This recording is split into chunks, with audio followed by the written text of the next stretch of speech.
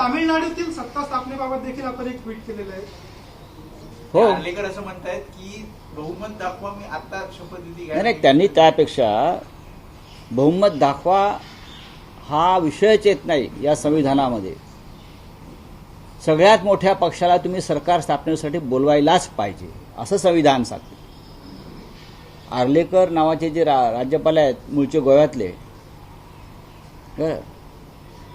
लोकभवन नावाच्या जागेत ते बसतात. म्हणजे पूर्वीचं राजभवन, ते नावाचंच लोकभवन आहे.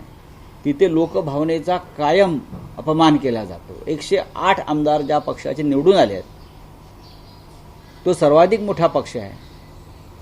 बाकीच्या इतर पक्षांना 60 किंवा 65चा आकडा सुद्धा पार करता आलेला नाही. आमची भारतीय घटना सांगते की सर्वात मोठ्या पक्षाला सरकार स्थापनेसाठी आमंत्रण द्यायला पाहिजे. त्यांना साधं बहुमत आहे हे पण सांगतोय. साधं बहुमत आहे आणि बहुमत सिद्ध करण्याची जागा राजभवन नसून विधानसभा आहे. मग मिस्टर कोश्यारीला कशा करता तुम्ही हे केलं? कोश्यारींनी पहाटेचा शपथविधी कोणत्या आधारावर केला होता? अजित पवार आणि देवेंद्र फडणवीसांचा. कोश्यारींनी उद्धव ठाकरे यांनी राजीनामा दिल्यावर देवेंद्र फडणवीस यांना कोणत्या आधारावर सरकार स्थापनेसाठी बोलवलं? बहुमत बघितलं होतं का? बहुमत कुठे सिद्ध होतं? बहुमत विधानसभेत सिद्ध होतं.